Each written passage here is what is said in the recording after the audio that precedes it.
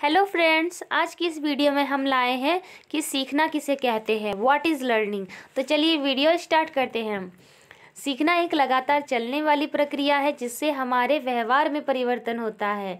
क्या कह रहा है? सीखना क्या है? सीखना एक लगातार चलने वाली प्रक्रिया है जिससे हमारे व्यवहार में परिवर्तन होता है। जब हम लोग किसी चीज़ को सीखते हैं तब हमारे व्यवहार में परिवर्तन देखा जाता है, जो यही परिवर्तन सीखना कहलाता है। चलिए आगे देखते हैं कि क्रो व क्रो के अनुसार सीखना क्या है। सीखना आदतों, ज्ञान और अभिवृत्ति का अर्जन है। सीखना क्या है? जब हम लोग किसी चीज़ को सीखते हैं तो अपने आदतों, अपने ज्ञान का अर्जन करते हैं। जब हम लोग किसी चीज़ को सीखते हैं तो हमारे ज्ञान का अर्जन होता है। कानब्रेक के अनुसार सीखना अनुभव के परिणाम स्वरूप व्यवहार में परिवर्तन द्वारा व्यक्त होता है। जब हम लोग किसी चीज़ को सीखते हैं तब हमारे अनुभव के परिणाम स्वरूप हमारे व्यवहार में परिवर्तन व्यक्त होता है। इसे हम सीखना कहते हैं। वुडवर्थ के अनुसार सीखना क्या है? नवीन ज्ञान और नवीन प्रतिक्रियाओं को प्राप्त करने की प्रक्रिया ही सीखना है। वुडवर्थ कहते हैं कि नवीन ज्ञान, जब हम लोग किसी नए ज्ञान को और नई प्रतिक्रियाओं को प्राप्त करने की इस प्रक्रिया को सीखना कहते हैं। तो किसी नई चीज़ का ज्ञान हम अर्जन करना सीखना कहलाता है।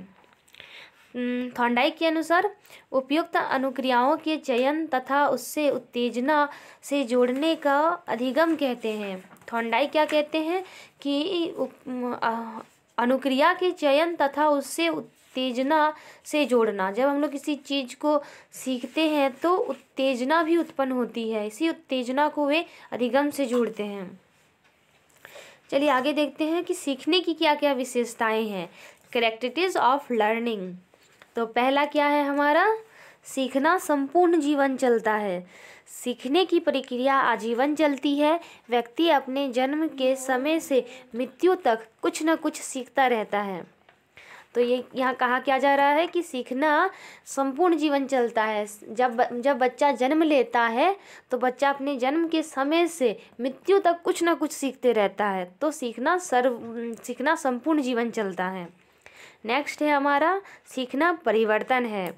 व्यक्ति अपने और दूसरों के अनुभवों से सीखकर अपने व्यवहार, अपने विचारों, इच्छाओं, भावनाओं आदि में परिवर्तन करता है। सीखना क्या है? परिवर्तन है। सीखना कैसे परिवर्तन है? जब हम लोग किसी चीज़ को सीखते हैं, हम अपने अंदर ज्ञान का अर्जन करते हैं तो हमारे व्यवहार में, हमारे विचार में, हमारी इच्छाओं में परिवर्तन देखा जाता है। यही परिवर्तन सीखना है। गिलफोर्ड के अनुसार सीखना व्यवहार के परिणाम स्वरूप व्यवहार में कोई परिवर्तन है। नेक्स्ट देखते हैं हमारा सीखना क्या है। सीखना सार्वभौमिक है। सीखने का गुण केवल मनुष्य में ही नहीं पाया जाता, वस्तुतः संसार के सभी जीवधारी, पशु पक्षी तथा और कीड़े मकोड़े भी सीखते हैं। ये हमारा तीसरा पॉइंट कह रहा है कि सीखना सार्वभौमिक है, क्योंकि सीखने का गुण केवल मनुष्य में थोड़ी पाया जाता है, वो सभी जीवधारियों में पाया जाता है। पशु पक्षी भी डेली कुछ न कुछ जरूर सीखते हैं। हमारा आगे देखते हैं सीखना विकास है। व्यक्ति अपने दैनिक क्रियाओं और अनुभवों द्वारा कुछ न कुछ सीखता है, फलस्वरूप उसका शारीरिक और मानसिक विकास होता है। सीखने की इस विशेषता को पेस्टोलॉजी ने वृक्ष और फोवेल ने उपवन का उदाहरण देकर स्पष्ट किया है। सीखना क्या कह रहा है हमारा चौथा पॉइंट कि सीखना विकास है। जब व्यक्ति कुछ सीखता है तो उसके अंदर विकास देखा जाता है। हम एक छोटे से एग्जाम्पल से इसे समझेंगे। जैसे एक 1 क्लास का बच्चा जैसे ही कुछ सीखता है और वो अगले क्लास में जाता है, 2 क्लास में जाता है, फिर 2 से जब वो 3 में जाता है तो उसके अंदर एक विकास देखा जाता है, उसके अंदर एक परिवर्तन देखा जाता है। यही विकास, यही परिवर्तन क्या है? सीखना है। हमारा 5th पॉइंट है कि सीखना अनुकूल है। सीखना वातावरण से अनुकूलन करने के लिए आवश्यक है। सीखकर ही व्यक्ति नई परिस्थितियों से अपना अनुकूलन कर सकता है। जब वह अपने व्यवहार को इसके अनुकूल बना लेता है तभी वह कुछ सीख पाता है। देखिए यहाँ क्या कहा जा रहा है कि सीखना वातावरण से अनुकूलन है। जब हम लोग किसी चीज़ को सीखते हैं तब हम लोग किसी भी परिस्थिति में खुद को एडजस्ट कर पाते हैं, खुद को अनुकूल कर पाते हैं। हम लोग विपरीत परिस्थिति में भी खुद को ये कर लेते हैं, हम लोग उस न्यू परिस्थिति में हम लोग खुद को एडजस्ट कर लेते हैं, अनुकूल कर लेते हैं, उस वातावरण को अपने हिसाब से अनुकूल कर लेते हैं। गेट्स एवं अन्य का मत क्या है कि सीखने का संबंध स्थिति के क्रमिक परिचय से है। सीखना क्या है, हम लोग किसी भी परिस्थिति में कुछ ना कुछ सीख जाते हैं। तो सीखने का संबंध स्थिति के क्रमिक परिचय से है। अगला देखते हैं कि सीखना नया कार्य करना है। वुडवर्थ के अनुसार वुडवर्थ क्या कह रहे हैं कि सीखना कोई नया कार्य करना है और पर उसमें एक शर्त लगा दी है। उनका कहना है कि सीखना नया कार्य करना तभी है जबकि यह कार्य फिर से किया जाए और दूसरे कार्य में प्रकट हो। ये वुडवर्थ कह रहे हैं कि सीखना नया कार्य करना है, पर उन्होंने एक शर्त लगा दी है। क्या शर्त लगाई है कि सीखना नया कार्य करना तभी है जबकि यह कार्य फिर किया जाए और दूसरे कार्य में प्रकट हो। जब हम लोग किसी कार्य को करते हैं और उस कार्य को जब दोबारा अच्छे तरीके से करते हैं तो उसे हम लोग सीखना कहते हैं। जब उसी कार्य को हम लोग दोबारा बहुत अच्छे ढंग से और अलग तरीके से करते हैं उसे हम लोग सीखना कहते हैं, और इसीलिए उन्होंने कहा है कि सीखना नया कार्य करना है। 7th है हमारा, सीखना अनुभवों का संगठन है। सीखना ना तो नई अनुभव की प्राप्ति है और ना पुराने अनुभवों का योग, बल्कि नए और पुराने अनुभवों का संगठन है। जैसे जैसे व्यक्ति नए अनुभवों द्वारा नई बातों को सीखता है वैसे वैसे वह अपनी आवश्यकताओं के अनुसार अपने अनुभवों को संगठित करता चला जाता है। वे क्या कह रहे हैं कि सीखना ना ही नई चीज़ है और ना ही पुरानी चीज़ है। सीखना नई और पुरानी दोनों का सम्मिश्रण है, संगठित है। जब हम लोग किसी चीज़ को सीखते हैं तो हम लोग पुराने अनुभवों का और नए अनुभवों को मिक्स करके उन्हें सम्मिश्रित करके एक नई चीज़ को तैयार करते हैं, उसे ही सीखना कहा जाता है। सीखना उद्देश्यपूर्ण है। सीखना उद्देश्यपूर्ण है।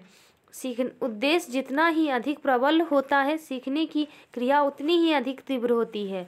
उद्देश्य के अभाव में सीखना असफल होता है। मार्शल के अनुसार सीखने के लिए उत्तेजित और निर्देशित उद्देश्य की अति आवश्यकता है और ऐसे उद्देश्य के बिना सीखने में असफलता निश्चित है। हमारा 8th पॉइंट क्या कह रहा है कि सीखना उद्देश्यपूर्ण है। जब भी हम लोग किसी चीज़ को सीखते हैं तो किसी न किसी उद्देश्य के साथ सीखते हैं और बिना उद्देश्य के हमारा कोई भी कार्य पूर्ण नहीं होता है। और जब हम लोग किसी भी कार्य को, किसी भी चीज़ को जब सीखते हैं इसमें अगर हमारा उद्देश्य रहता है तो वो चीज़ सीखना बहुत जल्दी हो जाता है और बड़ी सरलता से होता है। तो सीखना उद्देश्यपूर्ण है। बिना उद्देश्य के कोई भी कार्य सफल नहीं होता है। हमारा नेक्स्ट पॉइंट है, सीखना व्यक्तिगत व सामाजिक दोनों है। सीखना व्यक्तिगत कार्य तो है ही, पर इससे भी अधिक सामाजिक कार्य है। योकस एवं सिम्पसन के अनुसार सीखना सामाजिक है क्योंकि किसी प्रकार के सामाजिक वातावरण के अभाव में व्यक्ति का सीखना असंभव है। हमारा पॉइंट क्या कह रहा है, 9वां पॉइंट, कि सीखना व्यक्तिगत और सामाजिक दोनों है। हम लोग कोई भी चीज़ अगर सीखते हैं तो वो हमारा व्यक्तिगत भी सीखना होता है और हमारा सामाजिक भी होता है। क्योंकि हम लोग जो कोई भी अगर सामाजिक चीज़ सीख रहे हैं तो हमें वो सामाजिक वातावरण से ही सीखते हैं। जैसे समाज में हम लोग अपने से बड़ों को कैसे उठते हैं, बैठते हैं, ये सारी चीज़ें देखकर हम लोग ये सामाजिक वातावरण से सीख लेते हैं कि हमें सामाजिक रूप से कैसे व्यवहार करना चाहिए। हमारा लास्ट पॉइंट क्या कह रहा है, सीखना खोज करना है। वास्तविक सीखना किसी बात की खोज करना है। इस प्रकार के सीखने में व्यक्ति विभिन्न प्रकार के प्रयास करके स्वयं एक स्वयं एक परिणाम पर पहुंचता है। मार्शल का कथन है, सीखना उस बात की खोजने और जानने का कार्य है जिससे एक व्यक्ति खोजना और जानना चाहता है। हमारा लास्ट पॉइंट क्या कह रहा है कि सीखना खोज करना है। जब हम लोग किसी चीज़ को सीखते हैं तब हम लोग किसी नई चीज़ का खोज करते हैं और किसी चीज़ का खोज करते हैं, क्योंकि जब भी हम लोग किसी चीज़ को जब सीखते हैं तो इससे हमें कुछ नई बातें जानने मिलती हैं। तो इसी तरह से सीखना एक खोज करना है। तो चलिए, धन्यवाद। इसी के साथ हम लोग मिलते हैं नेक्स्ट वीडियो में। चैनल को लाइक, शेयर एंड सब्सक्राइब जरूर करें।